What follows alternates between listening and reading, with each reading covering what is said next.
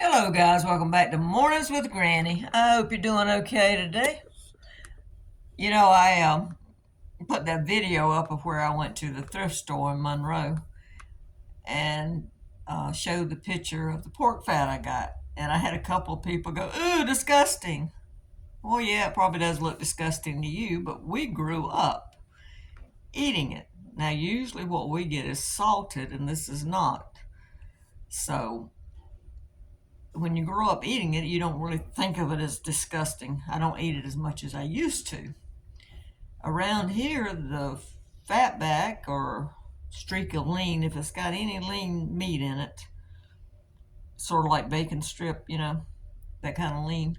Um, Now this, if you look at the thumbnail, you'll see I had a little tiny streak of brown in it that was lean. That's the best I could find.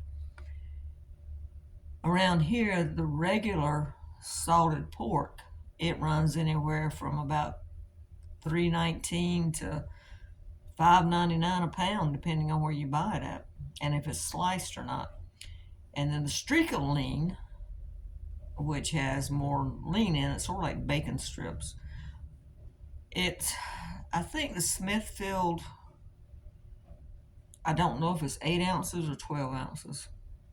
I just looked at it the other day. I think it was I want to say $4.79. So it's not cheap. You get chicken and pork chops cheaper.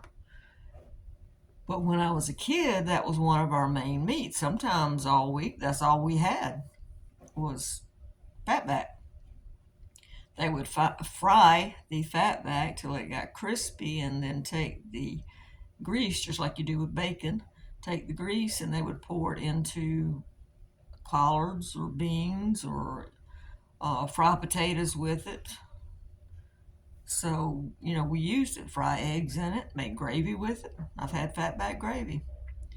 So it was definitely used. And then on the weekends, that's when we had our roast, our chickens or whatever, and meat in between was frog legs, rabbits, squirrels, deer, pigeons, that kind of stuff.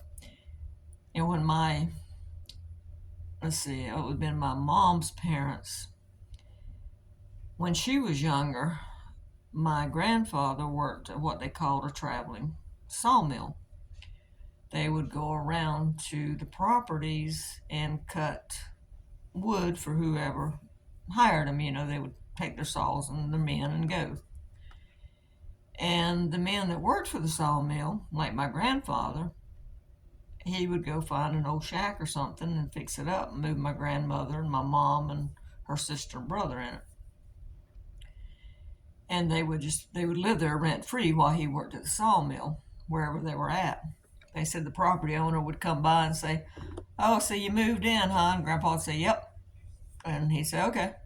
And that was it. That's what they did back then. And to make more money to help out, my grandmother not only had a garden and put food up and cook, but she also took on what they call boarders, people that would rent a room or a bed. And probably, I don't think those shacks usually had but 2 or 3 rooms. And part of the deal was these people got to eat. They got a meal. Probably breakfast, and I would think breakfast and supper. She might have fixed lunch for them. I don't know. But the point I'm getting to is when they had meat, the boarders would get the better cuts because they were paying customers. And my grandma, she would eat pork neck bones, chicken necks, chicken feet, chicken backs.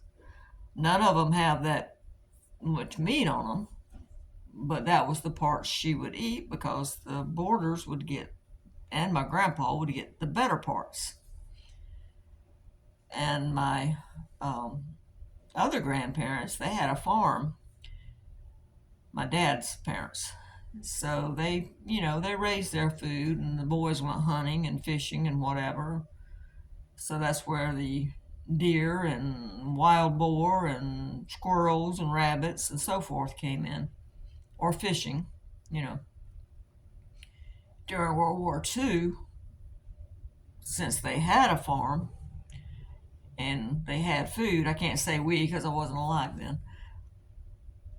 I was told that my grandmother and grandfather traded some of their food rations for the kids' shoes because the kids needed shoes. They had 7. So the kids needed shoes. So, we grew up eating different things that most people don't eat. That's the way we were raised. We were poor. That's fine. We didn't know we were poor, but society said we were poor. But we grew up eating fatback and chicken backs and all that kind of stuff. Country stores back then, my grandfather later on had a store when I was young. And he had a couple of stores, in fact. But one thing that you saw in most country stores was a footlocker of salted pork or fatback, a hoop, and I know you've all seen those thin wooden hoops that are about this big around that looks like a hat should go in it, of cheddar cheese with the red rind. And we had a barrel of salted fish, and don't ask me what kind it was. I hope one of you guys know because I don't know what kind of fish was in that barrel. All I know is it was salted, dried fish. Grandma would take it if she was going to cook it the next day, soak it overnight in water. Grandpa always wanted it for breakfast. So she would soak it in water and cook it the next day, and it still had a lot of salt taste to it. So I don't know what type it was, and I don't think I've seen one of those barrels since I was a kid. And another thing that you saw in the stores was a jar, usually a gallon jar of pig's feet, and a gallon jar of pickled eggs, and sometimes you would see a gallon jar of pickles. And also for the kids, this is what the kids paid attention to. There were those clear glass jars. I don't know what size they were. They were bigger than a gallon with a red metal lid. Tom's was the name on them. And they had cookies in them. They usually like a butter cookie. 2 for a penny. So we were in 7th heaven when we got to get a cookie. 2 for a penny. But that was normal in the South. I'm sure that, up north y'all do things differently, just as they do differently in other countries. Now, as far as my eating now, I don't eat that much salt pork or fatback. If it wasn't for cooking for Mom sometimes, I wouldn't buy any. So when I saw this for free today, I got it.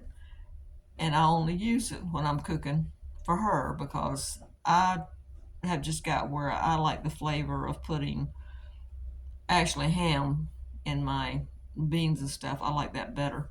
She doesn't though, and I want her to eat. And my tastes have changed over the years as the world has got smaller, and by that I mean that we're able to try different cuisines that we didn't try when I was a kid because we didn't know about them. And so I'm fortunate that I can try different things. I can get on YouTube and look up recipes, or I can go to the library or Google search or whatever and find different recipes to try. So my taste have expanded. And there's some things that I still don't eat, and there's some things that I ate when I was a kid that I still love and that I'll continue eating. And yes, before you say anything, my numbers, my cholesterol and so forth is okay. At least last time I checked anyway. Because people were saying, do you know how much salt is in that? Or do you know how much fat? Well, if my numbers get out of whack, then I'll worry about it. So, and like I said, the main thing is to get Mom to eat. When I cook for her, I cook differently than when I cook for my aunt, for example, because my aunt, which is my dad's sister that comes over here, she eats differently because even though my grandparents grew up and were about the same ages, One was a little bit, I guess I used the word poorer than the other one, and their tastes were a little bit different, and their foods were a little bit different. So they cooked just a little bit different, not much, but a little bit. So my aunts, and my aunt too has traveled with. Her husband was in service, so she had the opportunity to travel. So she eats a little bit different. Where I might cook her, all right, like tomorrow, beef and gravy and rice. Mom doesn't really care for that. Or I might cook her a pasta meal. Mom wouldn't eat that. Now, if I cook Mom beans and collards, she'll eat it, but my aunt wouldn't eat it. You see what I'm saying? So everyone has different taste. But I wanted to get on here and ramble because I didn't really think of fatback being disgusting. It's just normal for us. It's just normal. But anyway, that's okay. If you think it is, that's okay. Um, like I said, everybody has different taste. Everybody grew up eating differently. I personally would not sit down and eat frog legs, squirrels, and rabbits. Nothing wrong with it. I ate it when I was a kid, and I don't care that much for deer meat. But my tastes have changed as I got older. Now, if I was hungry enough, yes, I would eat it. But it's just, like I said, everybody's different. Everybody eats differently, and we still use fatback. All right, guys. I hope you enjoy this video. Give us a thumbs up and subscribe. Bye-bye.